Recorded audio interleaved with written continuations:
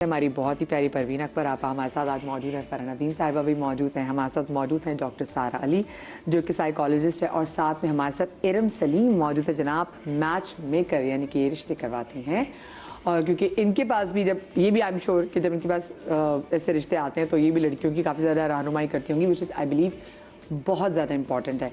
मुझे तो सबसे पहले वैसे आप ये बताएं कि ये क्यों है कि अगर आपको अपनी अम्मा कोई बात बता रही हूँ तो वो आपको लगता है कि सही है, मेरी भलाई के लिए बात करी है, कि अम्मी ने मुझे जाके कह दिया कि जैसे तुम्हारी शादी हो बस तुमने सब लोगों को ना एक बाउंड्री के अंदर रखना है, और अगर सास आपसे कोई बात करें आप वो उनको को समझाने की कोशिश करें तो आपको लग रहा होता है कि ये मेरी हुदूद से तजावुज़ कर रही है अपनी। क्यों ऐसा? ये आज से तो नहीं है, ये तो सदियों से चला आ रहा है कि मैं समझती हूँ कि सास और माँ में फ़र्क नहीं होना चाहिए। बीइंग अ सास, मैं भी सास हूँ, लेकिन मैंने हमेशा इसी तरह बिहेव किया जैसे मेरी बेटी है।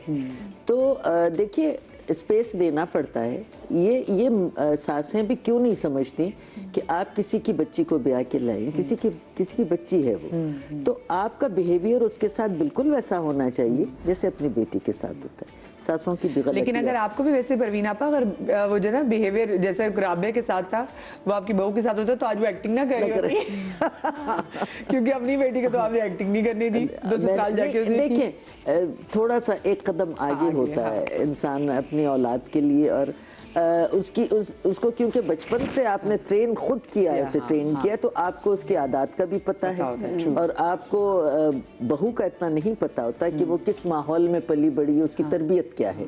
लेकिन अपनी बेटी से इसलिए आपको पता है क्योंकि उसकी तरबियत आपने खुद की है, और आपको ये पता है कि मैं ये बात अगर कहूँगी तो ये मानेगी इस बात को। लेकिन बहू के बारे में आपको ये बात नहीं पता, तो भाई अपनी इज्जत अपने हाथ में, तो आप बहू से उसी तरह बिहेव करें जैसे आप बेटी से करती हैं, लेकिन उतना एक्सपेक्ट भी ना करें जितना आप अपनी औलाद से करते हैं, है ना। और जो बेटियां ब्याह के आती हैं तो माँओं के लिए ये बहुत ज़रूरी है कि उसको ये सबक पढ़ाएं कि मैं माँ हूँ, वो सास है, बिल्कुल ठीक बात है, लेकिन वो प्रिविलेज नहीं मिलेगी जो तुम्हें अपने घर में मिलती है।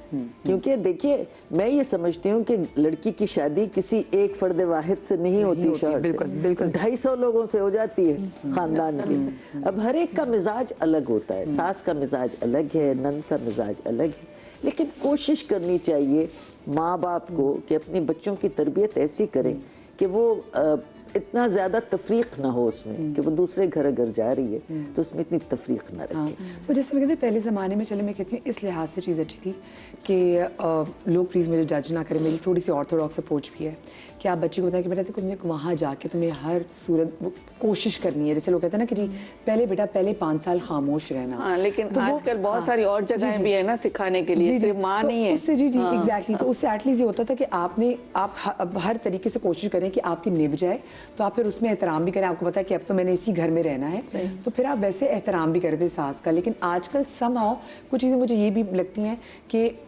अगली को आप प्रिपेयर कर रहे हैं कि बेटा तुमने कोशिश करनी कि हर कोई तुम्हारी प्राइवेसी में इंटरवीन ना करे, कोई अगर इंटरवीन करे तो हम है ना यहाँ पे। सही। तो आपको लगता है ना कि एक तरह से ये भी तो ज्यादा। अच्छा, बात सारी ये है कि देखे ना, ये तो एक नेचुरल बात है कि बच्चे को, बेटी को जन्म दिया है माँ ने, तो उसकी बात ज्यादा उसको अट्रैक्ट करेगी और उस तरफ ज्यादा जाएगी। और सासें जो है जब शादी करके आती है तो वो एक्सपेक्टेशंस ज्यादा ना रखें अपनी बहुओं से, जो वो पहले से सोच लेती हैं कि ये आके मेरा घर भी संभाल लेगी, हर चीज कर लेगी। तो आप एक बहू ला रहे हैं, कोई मासी नहीं ला रहे। ये बात जरूर जहन में रखनी चाहिए कि एक्सपेक्टेशंस कम रखें, और बहू भी जब एक दूसरे घर से आती है तो वो भी एक्सपेक्टेशन ना रखे कि वहाँ जाती है उसको हर चीज़ इजी मिल जाएगी। तो दोनों तरफ से बड़ी जब जंग शुरू होती है यही होती है कि एक तो ईगो आ जाता है, टॉलरेंस कम हो गया है आजकल की लड़कियों में, जरा सी बात भी बर्दाश्त नहीं कर सकती। एक मिसकम्युनिकेशन होता है ना, कम्युनिकेशन गैप आ गया कि वो अगर कोई आपके दिल में बात है ना तो आप करें, आप बोल देंगे मुझे ये बात अच्छी नहीं लग रही, एक अंदर जहर भरते भरते वो फिर एक लावा उबलता है। तो ये होता है कि इसने मुझे यूं क्यों कहा, और घर पे बात पहुंच जाती है। तो बात ये होती है कि वो तो एक नेचुरल बात है कि माँ की बात तो अच्छी लगेगी और सास की बात अच्छी भी बुरी लगेगी, क्योंकि वो सास का एक टोन डिफरेंट हो जाता है। अगर सास वही बात जरा प्यार में कह देना कि बेटा ये काम कर दो, तो डिफरेंट, और बेटा ये काम तुम्हारा है तुम करो, एक टोन डिफरेंट हो जाता है, वो बड़ा मैटर वो भी जंग शुरू कर देता है। आप कुछ ऐड करने वाली थी जब मैं इनसे सवाल कर रही थी? मैं यही कहने वाली थी कि देखिए बात आके तरबियत पे ठहर जाती है कि अगर तरबियत है तो फिर वो नए घर में भी आके जो तरबियत है वो तरबियत तो बोलती है। लेकिन परवीन आपा, आजकल तरबियत के साथ साथ इतनी सारी चीजें आ गई, हमारे सोशल मीडिया आ गया, एक फैंटेसी वर्ल्ड आ गया है। ये जो सोशल मीडिया पे इतने होते हैं लोग, लड़कियां समझती हैं कि हमें हर चीज इजीली मिल जाएगी शादी करके आएंगे। माँ की तरबियत के साथ बहुत सारी चीजें भी मिल गई। देखिए तरबियत जो है ना वो सोशल मीडिया से बहुत पहले शुरू हो जाती है। सोशल मीडिया को अपने पे कोई हावी नहीं कर लेता। बहुत सी बच्चियां मैंने ऐसी देखी हैं जो बहुत सुधरी हुई, बहुत अच्छी, जो वर्किंग भी हैं, लेकिन वो ये है कि जो अदब सिखाया गया है बचपन में वो, देखिए मैं वही कह रही हूँ कि बात आके तरबियत पे ख़त्म हो जाती है।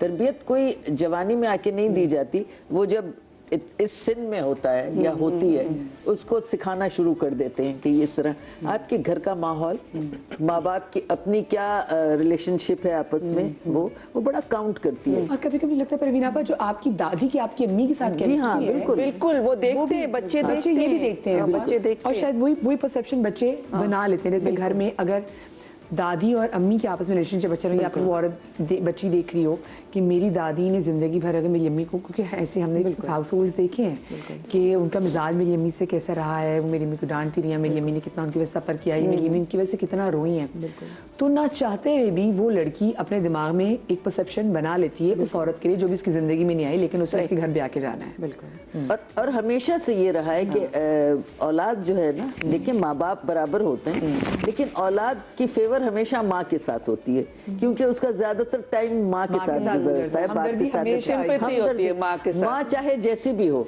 अगर सास बच्चों के सामने उनकी माँ को कुछ कहे तो दादी के लिए उनके दिल में एक बगावत आ जाती है। बिल्कुल बिल्कुल। क्योंकि हम हर कल्चर में देखते हैं, और ये सिर्फ पहले समझा जाता था कि ये सिर्फ एशियन कम्युनिटी है कि हम सिर्फ यहाँ पे ये देखते हैं, अब हम वेस्ट में भी ये देख रहे हैं। यूजुअली प्राइमरी जो care monster in law films आई हैं उसमें, हाँ बिल्कुल सी वालदा पे बहुत ये होता है। एंड आई थिंक एक वक्त ऐसा आ जाता है मदिया के हम ना, जब हम औरतों के बारे में सोच रहे थे किसी भी, हम रोल्स के साथ सोचते हैं, ये एक मेरी सास है, ये एक दादी भी हैं, ये एक वालदा भी हैं।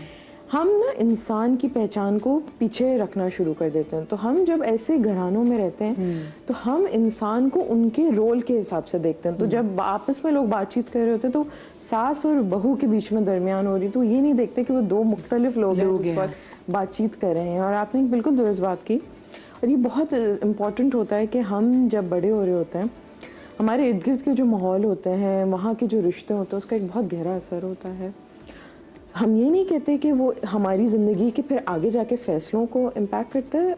इवेंचुअली फिर एक चॉइस आती है कि आप क्या अपने ज़िंदगी में चॉइसेस लेते हैं, लेकिन ये बिल्कुल एक सच्चाई है कि जो आपके घर का जो माहौल है उसका एक बहुत आपकी जहनी सेहत पे मुतासर होते हैं। बिल्कुल बिल्कुल। एंड आगे जाके लोगों का टिपिकली जो एक है हमारे यहाँ, आई डू फील कि आजकल को जो ड्रामे भी बन रहे हैं उसमें अगर आप ज़्यादातर देखने जाएं तो हमारे ड्रामे भी इन्हीं चीज़ों को टारगेट कर रहे हैं, जहाँ पे सास का किरदार बुरा है, जहाँ पे घराने बहुत नेगेटिव दिखाए जा रहे हैं। और आजकल की अगर आप देखेंगे कि बिल्कुल दुरुस्त बात की कि तरबियत बहुत पहले से की जाती है, लेकिन इस वक्त social media is also playing an influence. और इस वक्त यहाँ पे बातचीत, और ज़्यादातर अब जो लोग बात कर रहे हैं वो हमारे पास इस तरह फोरम्स हैं जहाँ पे लोग बहुत नेगेटिव एक्सपीरियंसेस अपने शेयर करते हैं। तो अगर वो बहुत छोटी उम्र में अगर लोग सुनना शुरू करते हैं तो हमारे पास ऐसे क्लाइंट्स आते हैं जो उनके खदशात होते हैं कि ये आगे जाके हमारे लिए क्या ज़िंदगी हो सकती है। इसी तरह फेसबुक पे एक ग्रुप है, वहाँ पे अगर कोई बात डिस्कस होती है, साथ खवातीन का ग्रुप, जी वो वाला मोस्टली वैसे मैंने देखा है, वो कितनी बातें शुरू, इतनी नेगेटिविटी आती है कि सासों के बारे में डिस्कस कर रही बिल्कुल, और सिर्फ सासें बदनाम हो रही होती हैं, निकाल के फेंके, ये करे। मैं तो हैरान हो जाती हूँ कि ये तो एक बहुत ही नेगेटिव कॉन्सेप्ट आ रहा है, और इस चीज को आप इतना ज्यादा करें कि एक अगर कोई बात कह देती है, आप उनको, जो हमारी दूसरी बहनें, उनको समझाएं या कुछ करें, सभी बेचारी सास को बुरा भला कहने लगती। तो इसमें ये होता है कि बैलेंस रखना चाहिए। बात ये है फरा कि जिन सासों के बारे में ये सुना जाता है कि ये सासें अच्छी नहीं है, उनका भी एक बैकग्राउंड होता है, उनकी अपनी जिंदगी इतनी मजलूम गुजरी होती है ससुराल में कि वो एक अजीब उनकी पोजीशन हुई होती है, उनको बदला लेने का मौका मिल जाता वो है। अपनी बेटियों को इसीलिए वो ये कहती हैं कि ये ना करना, ये ना करना, क्योंकि वो खुद नहीं कर पाई हैं। तो वो लेकिन उनको ये सोचना चाहिए कि अगर आपके साथ ज्यादतियां हुई हैं, जिंदगी में होती हैं, ज्यादतियां होती है, खवातीन के साथ बहुत बुरा सुलूक भी होता है। बुरी हस्बैंड्स बहुत बुरे साबित होते हैं, जिसकी वजह से मेन तो हस्बैंड्स का होता है, जो मियाँ होता है, बेटा होता है, उसका पार्ट होता है कि वो किस तरह बैलेंस रखे माँ और बीवी में। वो जब अपने को साइड पे कर देगा, वो कहेंगे लड़ती रहे, कुछ भी करें, तो तभी तबाही होगी। नरेश जी बात करिए, अगर वो कहना कि आज बैकग्राउंड होता है वहाँ पे हस्बैंड सास बनता है। हाँ, जैसे वो बात ही करी है, तो कभी कभी ऐसा भी होता है कि जो सास अगर एक अगर उसकी पर्सनालिटी एकदम से इतनी चेंज हो गई है, तो जरूरी नहीं कि उसकी सास ने जुल्म किया, लेकिन हो सकता है उसके हस्बैंड का भी बहुत टफ टाइम हाँ, वो अपने जो उसके बैड एक्सपीरियंसेस होते हैं, उस डर से भी वो अपनी औलादों को, बेटियों को ये समझाती हैं कि ऐसा ना हो, वैसा ना हो। लेकिन थोड़ा सा ये सोचना चाहिए कि जरूरी नहीं है कि जो आपके साथ हुआ है वो उसके साथ भी हो, लेकिन आपने उसको वहां खड़ा कर दिया है कि अगर ऐसा हो तो ऐसा करना, उसमें घर बर्बाद हो। पहले ही वो जहन में एक सोच लेके आती है ना दूसरे घर में कि मेरी माँ ने ये कहा हुआ है, मुझे संभल के चलना है, किसी से फ्री नहीं होना, किसी काम में हाथ नहीं डालना, तो फिर तो झगड़े शुरू ही हो जाते हैं। बिल्कुल, ऑलरेडी प्री कंसीव नोशंस होते हैं ना। अच्छा, मुझे बताएं, वैसे आपके पास जब लोग आते हैं तो लोग ये कहते हैं कि भाई सास का पूछे, जब कोई लड़की वाले कोई रिश्ता वाला कर रहे होते हैं तो वो सास के बारे में पूछते हैं, और आई एम श्योर बहुत से लोग तो ये भी जान के, मैंने लोगों को देखा कि खुश होते हैं जब पता चलता है कि जी लड़के की माँ हयात नहीं है।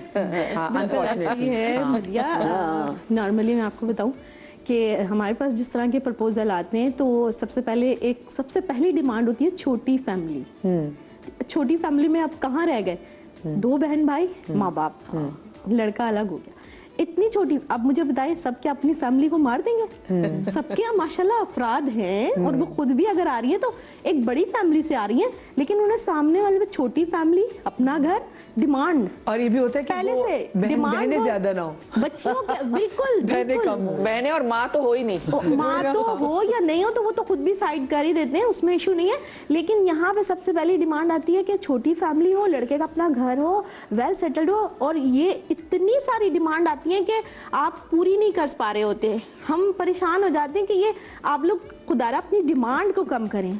आप अपनी डिमांड, वही चीजें बच्चियों, एज भी लड़के की छोटी चाहिए, सेटल भी चाहिए, हर चीज हमारे पास जब प्रोफाइल आ रही होती है तो हम खुद परेशान हो जाते हैं कि चले ठीक है, हमारा काम होता है आपकी डिमांड पे काम करना ना, हम अपनी डिमांड के हिसाब से पेमेंट लेंगे, लेकिन इतनी कि हर चीज आप मांग रहे हैं, जबकि शादी एक कंप्रोमाइज है। कहीं ना कहीं आपने कंप्रोमाइज करना है, कहीं फैमिली पे, कहीं आपके बैकग्राउंड पे, कहीं लड़के की जॉब पे, कहीं उसकी शक्ल सूरत पे, बहुत सारी चीजों पे। इसी तरह लड़के वाले, उनको भी लड़की खूबसूरत, दुबली पतली, अब वो जो नॉर्मल लड़कियां वो कहाँ जाएंगी? आप लोग अगर खूबसूरती में जाते तो फिर खूबसूरती तो फिर सजने के लिए आई है, फिर वो तो काम नहीं करेगी। आप खुद लेके आ रहे हैं खूबसूरती, अब खूबसूरती जब आप जाएंगे सारी खूबसूरती के ऊपर तो फिर तो बेकार है। फिर आप ये ना कहें कि वो ये नहीं। अभी मेरे पास एक ऐसे एज ए मैच मेकर हमारे पास अपनी कंप्लेंट सेल भी है, तो काफ़ी सारे केसेस आते हैं। कल भी एक कॉल आई मेरी पार्टनर की कि मैम हमारे साथ एक प्रॉब्लम हो गई। क्या हुआ कि रिश्ता कराया था, वो बच्ची बीमार है, 1 साल मंगनी रही, अब शादी हुई है, और उनकी माँ जो है वो मुझे कॉल करके धमकियाँ दे रही हैं कि जो है ना, अब देखिए मैं सोशल मीडिया पे आपका नाम लेके खराब करूँ। मैंने कहा क्या हुआ, मसला क्या हुआ? कह रही वो बच्ची को टीबी निकली है। तो भाई 1 साल से जब मंगनी थी, आपका आना जाना था, आपने कुछ नहीं देखा। आज आप मैच मेकर को कह रहे हैं, मैच मेकर का काम होता है आपको प्रपोजल दिखाना, सारी चीजें आपका काम है। आप जा रही हैं लड़की के घर, उसका घर बार देख रही है, फैमिली देख रही है। अब यहाँ पे वो सास कॉल करके कह रही है कि मैं धमकियां दे रही है, हमारा घर, हमारे रोना पीटना मच गया, बच्ची बीमार है। अरे तो 1 साल से आप लोग उसके घर जा रहे थे, खाने खा रहे थे, सब कुछ मिल रहे थे, जब आप लोगों को नजर नहीं आ रहा था। मैंने कहा कोई बात नहीं, एज ए ह्यूमन राइट्स, तो मैंने कहा आप टेंशन ना लो, उन्हें सोशल मीडिया पे करने दो, वो जो करेंगे उसके बाद मैं खुद देख लूंगी। मैंने कहा आप परेशान ना हो, क्योंकि इस तरह से टॉर्चर करना, मैंने कहा असल में तो उन्होंने खुद ही टीबी कर दिया होगा उसको। अगर वो मैच मेकर को ये कह रही है कि आपकी वजह से हमें ऐसी लड़की दिलाई, तो भाई हमने अगर लोगों में मैंने लड़की वालों को भी देखा है कि लड़की वाले बहुत झूठ बोलते हैं। हम कहते हैं लड़के वाले झूठ बोलते हैं, सेम है दोनों तरफ। हाँ, वो दोनों तरफ, ऐसा नहीं कि लड़के वाले ही बुरे हों। मैंने लड़की वालों को भी देखा है कि बहुत झूठ बोलते हैं, बहुत सी चीज़ें छुपाने की भी कोशिश करते हैं। फिर अगर ऐसी कोई चीज़ फर्ज करें, अगर किसी को बीमारी निकल आए, तो क्या आप अगले से इस बारे में कहते हैं कि आप प्लीज़ बाकी सारा चेक वगैरह करवा लें, हमने आपको अच्छी फैमिली से इंट्रोड्यूस करा दी है, तो अभी you just take your time, देख लें कोई ऐसी प्रॉब्लम तो नहीं है। जैसे बहुत से लोग तो अभी कहते हैं हमने ब्लड टेस्ट भी करवाना है। सही बात। हाँ बिल्कुल। अब जो हमारे पास केसेस जब डिवोर्स हो जाती है तो फिर हम पूछते हैं भाई रीजन क्या था डिवोर्स का, बच्ची का। वो जो है वो फिजिकल फिट नहीं था, एक ही वक्त रह गया आपके पास, फिजिकल फिट नहीं था, पहले करवा लेते सारे टेस्ट। आज आपकी बच्ची के लिए वो फिजिकल टेस्ट में सही नहीं आ रहा और कल वो सही था, आप लोग मिल रहे थे, जा रहे थे, खुद ही पता चल जाता है। अब औलाद या फैमिली में देखना अच्छा बुरा सब आपके नसीब का है, आप नसीब से ज्यादा कुछ भी नहीं ले सकते। लेकिन होना नहीं चाहिए कि एक चेक होना चाहिए कि आप लोग जो आप में नहीं तो फिर आप लड़कियों का भी चेकअप करवाएंगे, दोनों तरफ से होना चाहिए। मुझे तो लगता है नफ्सियात का पहले जरा चेकअप कराना चाहिए कि दोनों चेक करें कि कौन बहुत ज्यादा इस चीज में बहुत ज्यादा शादियां ही नहीं होंगी, अब हमारे पास इस तरह के केसेस आते हैं कि हम खुद परेशान हो जाते हैं कि हम आपकी डिमांड कैसे पूरी करें। कहीं तो आप लोग जरा सा आए, हर चीज में आप लोगों को हर चीज फिट चाहिए। अभी भी एक इसी तरह से केस आया, तकरीबन 4 से 6-7 साल हो गए तकरीबन इसको।